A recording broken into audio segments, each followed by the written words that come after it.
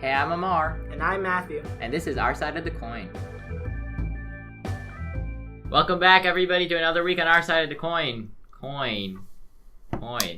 Anyway, this week we're going to be talking about whether or not when math should stop being mandatory. So, I mean, the way we were planning to do this, right, Amar, is that this is the first part in probably like an 8 or 9 episode miniseries. Yeah, we've already had, we talked about literature versus art, and we talked about foreign language. And so I guess this is like the third episode in a series. So we came up with the idea after we'd already done it a couple times. So the way we're going to do this miniseries is that we're going to go through all the like eight or so subjects that were taught at Washington International High School, which is IB school. So it's different subjects. And we're going to go through all of them, and then we're going to see whether each subject is relevant or whether it would be okay to remove it. Yeah, or even just evaluating its effectiveness overall, because obviously we can't just take math right out of the curriculum. So, which episode where we talked about art and literature? I think it was one of the earlier episodes. Yeah. Here, let me check what the episode was called. It was called Least Useful Subject in School. So, in that episode, episode 2, Least Useful Subject in School, we talked about art versus literature. So you can listen to that. And we talked about foreign language. Foreign language was pretty good. 2 episodes ago. So now, we're going to talk about math. And obviously, we all need some math to begin with. So we're not going to be talking about getting rid of math entirely. Yeah. We're going to be talking about when should math stop being mandatory in schools. And I said math should be not mandatory once you get into high school. So 8th grade would be the last year of math that you do. And I say that math should be mandatory all the way K through 12. All right, you can go ahead. Nah, you can go first. Oh, you want me to go first? What a change. I introduced it, so basically what I'm thinking with K through 12 is that math, we use math a lot in our lives, and I agree. I'm already foreseeing your point that, after a point, math isn't as relevant to real life, right? So, what I was thinking is that just because it's not relevant now doesn't mean that we might not need it later. So, let's say you hypothetically, so for example, I want to go into medicine, right? And I probably don't need as much math maybe as an engineer, but let's say last second I want to change my mind. Now, in college, let's say I didn't know Algebra 2 through whatever Calc 1, and all of a sudden I'm in college, hey, I want to become an engineer now. What happens then? Well, I guess, so I say that we should, it shouldn't be mandatory after 8th grade. And I think you sort of talked about what I was going to talk about, which is the skills that you need should be taught in high school are dependent on, what career you want to go to. Like you said, doctors use less math than engineers. And so what I was going to say is that because you don't really make that. No, if you already know what you're gonna have in mind, right? Like at that point, then you shouldn't need to learn something that you know you're not going to use. And the difference would be you would have to decide what subject you're going to go to, or what field basically you're going to go into earlier. Well, here's the issue with that, and I'll draw a little bit from personal experience. So my dad, when he was in college, he was initially planning on going down a medicine-related field, right? But then my grandmother got sick, and he was unable to keep up with the workload required for pre-med and med. And so in order to keep my grandma, take care of my grandmother, he moved over to an easier major and did software stuff, right? Engineering.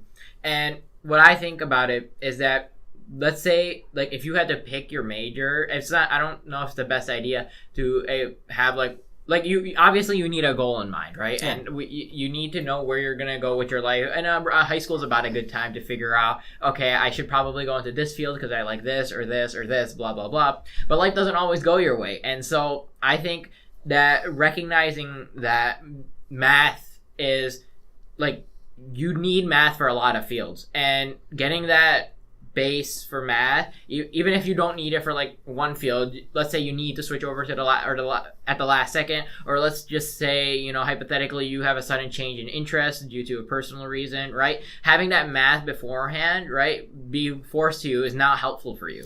So I have 2 arguments to that.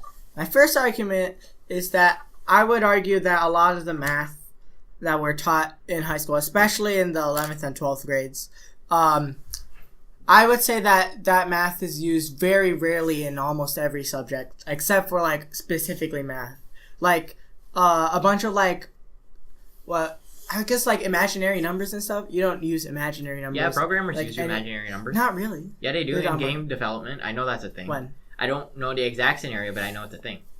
And I mean, I don't know. There's a You lot of need complex a lot of math trig, like and trig involves imaginary numbers, and especially with Yeah, video we game could just- design. And I don't see what the problem with like moving a couple of the stuff that you do later in line earlier, because another thing with math, with the way math is taught, is a lot of it, like half of the stuff you do every year is the same, like every year. Like you just do quadratics like again and again and again. Like but you expand on it. 8th grades you learn it barely. Like 8th grades you do quadratics, and then 9th grade is basically the same thing. And then 10th grade maybe like the only difference in 11th grade compared to 10th grade is now there are complex roots, which you're going to use very rarely. I guess you'll use it in game design if you're going to go there. Well, and that was leads into just an that leads example. into my second point. My second point is I don't see why we should burden the majority of the students with having to do like an extra course that will only be helpful for the fringe case, or not the fringe case, but like the minority case where people decide to switch their career like unknowingly or unexpectedly. Okay, well, so there's the aspect that's not really a minority case. That happens a lot more than we think. It might not be like all the time, but it happens quite more often than we'd like to think. And this other thing is, so that was being prepared just in case. The other aspect that we need to look at is that math provides skills that you need in all subjects. Like beyond 8th grade, once you get to, do we want to use like standard high school courses like AP Calc, or do we want to go with IB courses like Math I don't know, it's HL? up to you. All right, let's keep it with Y High. So, like, once you get into your IB math courses, you learn more real-world applications for the stuff you're doing. And But the you skill can- set, and sorry, you can go ahead. You but- can say that about every subject. And that's sort of the argument that we had in episode 2. I think that the argument that the skills you use to solve trigonometric equations or to solve quadratic equations, you could apply those skills in other subjects, like not like the quadratic, but like the skills you learn from solving the quadratic. I don't think that's a strong argument, because the actual thing you're getting out of that is very unclear. Like, what, you're learning how to do logic? Like, But you the- already do that in but the earlier math. the behind steps behind that, like, so realizing that, hey, I know how to do this, right? This is how I get here. Realizing maybe you don't need to know that I squared is -1, but maybe you should realize that, hey, like, you know, how did I get to I squared is equal to -1? What steps do I take? Like, it's a logic thing helping you. Like, if let's say not even as a doctor, right? You need to take steps to diagnose and treat your patient, and those steps you find, especially within like later maths. I'll agree Maths. with that. And oh my god, that's gonna be part 2. Don't get me started on that. But I don't see why we can't just do that in 8th grade, because the difference is not that the content is harder; is that the content is taught in a different way. Like, I guess we'll get into really details. We both take HL math, and like the way that math in the IB is taught, it's less about the content and it's more about the application of the content. Like they make it not straightforward in solving problems. You have to figure out how you're going to approach a problem, and that's the skill you're saying that like we should transfer. I don't see why we can't put that skill into like 7th and 8th graders, because the difference is not that the content is harder, is that we're not teaching it like that in middle school. Okay. I think that, well, given my experience with Math HL this year, right, I think it'd be difficult to teach those kind of skills to an 8th grader in Why? general. Because an 8th grader needs to have some sort of foundation before they can start elaborating on the applications, right? And if we just start throwing, like, I know that they have, like, some math, right, but it's not enough math to the point where it can get complex enough to make them think outside the So what box. would you say the foundation we had going into HL would be? If Like- in 8th grade, what did we have that an 8th grader didn't have? Well, just general concept knowledge. So, like, knowing how to do the stuff. The 8th grader would have the general concept knowledge. You're saying cram the curriculum down K through 8? No, don't cram the curriculum down. Let's go into specifics. You're talking about like imaginary numbers or something like that, and like you have to apply that skill. You have to get the imaginary number. You have to like. It's really hard to articulate. Like you have to learn the concepts, but the skill is learning how to apply the concepts to different ways. You can do that in 8th grade, just change the concept, like make it quadratics, and then maybe like have them like derive quadratic formula. Maybe don't just give them like a quadratic formula and ask them to solve it, because like that's basically like what you do now, just plug and chug the formula. Maybe like give them like a real world problem and they have to figure out how to expand it and things like that. Like, the point of my argument is I don't see an explicit difference between what you're saying we do in 11th grade and just doing that in 8th grade. Okay, so you mentioned earlier how we use like word problems and stuff in lower grades, right? Yeah. And the problem is, and I see this firsthand every day, so I help my sister and brother a lot with their math, Daniel with his Kumon, and like my younger two sisters like with whatever like math they have. The issue is, a lot of the time, especially at a younger mind, you're barely beginning to grasp the plug and chug method to begin with, right? Like a lot of people in 8th grade even struggle. Like a lot of people taking algebra 1. I took algebra 2 in 8th grade, right? So that just shows that I can plug and chug stuff easier. Not that I'm like, better at math. And the thing is, if people can't even plug and chug by 8th grade properly, plug and chug. How did we get plug and chug? Anyway, if people can't plug and chug by 8th grade, right? When you hand 8th graders word problems, they look at you bewildered, okay? Like, you need more time in order to teach these 8th graders how to do word problems. So I think it should be throughout high school, and it takes most of high school. Like, even now, you get to the point where you take the SATs, and a lot of people still struggle, and most of those problems half of them are plug and chug, half of them are word problems. What I would say to that is I feel like the reason why it's so confusing, like just math, I think math is one of the subjects where it suffers the most from this. The reason why it's so confusing is that the way they teach it is that they don't teach it with any like logic at all. They don't teach, it doesn't really make any sense, like the stuff they tell you. Like, they just give you a formula and then this is the way you do it. Like, you take this and then, so the quadratic formula is minus b plus or minus square root. Yeah, you're right. B squared minus, like, see, like, yeah. And then, you don't want to finish that? No. And then you just, why is it like that? That's just the way it is. Like, or why did you use that? I don't know. It just gives you X. Like, you sort of get what I'm saying? There's not really any rhyme or reason to. I get what you're saying, right? But the issue is that we do a lot of the time show them, especially like once you hit pre-algebra and algebra, they show you why what works, what works. They show you examples in real life, yada, yada, yada, and we still have this issue. And what I'm saying is, if you move that way of thinking, that way of teaching, if you move that earlier down the line, it will be less confusing. And okay, now this is really interesting. Have you heard of Eureka math or New York style math or like the Swedish math? You mentioned this once. Okay, this is very interesting. So there's a new concept out, exactly what you're describing, right? It's called Eureka math, or I mean, they've been trying to do this with Common Core. Yeah, exactly. It's Common Core, but it's like a little bit heftier. Next step, yeah. And so what they get the students to do is basically kind of like setting you up for like what we do in IB. They give you this example, and this example builds on this example, and this example builds on this example, and therefore you see where stuff is coming from. Now, okay, here's the thing though, right? If a student gets stuck anywhere, and there's a lot of steps. You can turn addition into 10 steps now, apparently, with Eureka math, right? Mm-hmm. And if students get stuck on this, they don't understand it, they lose the basic foundation of plug and chug. Plug and chug helps a lot of the way through. Plug and chug has some logic behind it as well. Yeah. And they lose, and I've seen this very often with all of my siblings. So 2 years after I left elementary school, they implemented Eureka math into the elementary school where I went, right? Really? And yeah, exactly. And so I got through plug and chug method, easy, right? Understood it, got into middle school strong, flew beyond my grade, 3 years ahead of my grade, right? Mm-hmm. These guys got into Eureka math, and they were doing pretty proficiently before. As soon as they got into Eureka math, like similar how me and you got hit with IB Math HL, right? What grade are you talking about?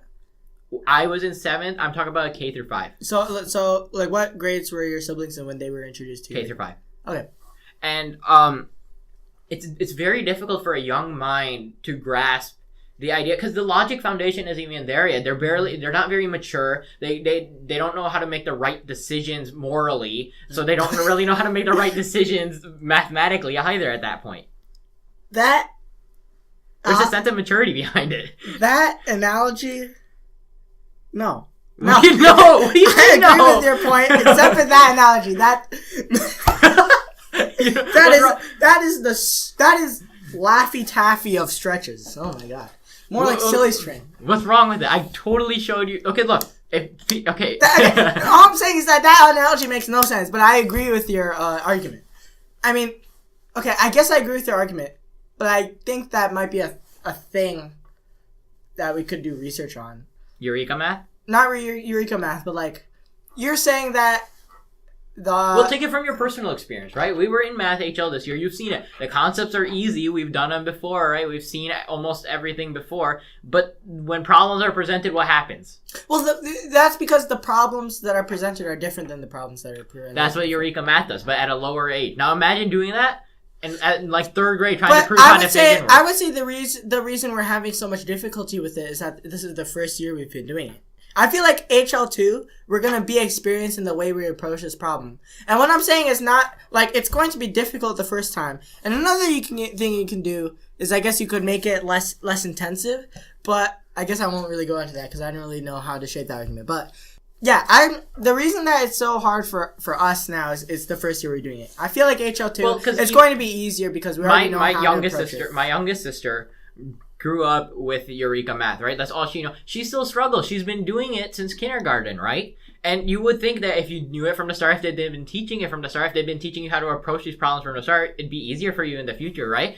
What happens is these problems keep building on each other throughout K through 8, right? And if you keep building and you don't have your foundation secured, imagine what's going to happen to the rest. You're just going to struggle all the way through 12th grade. That's why you need to teach the concepts first. Well, yeah, this is how you're teaching. No. But that's why you need to teach what the concepts are, and then you explain how they work. I feel like the way I see the concept being taught is that you teach it through this method of, like, experience. But I guess I can see where you're coming from in that you can just be left behind in the dust. And if you do that from the basics, by the time you get to 8th grade, you're completely lost. But I see that all the time in the way we teach schools now. You can still be left behind. Yeah, obviously, but so I don't see the results are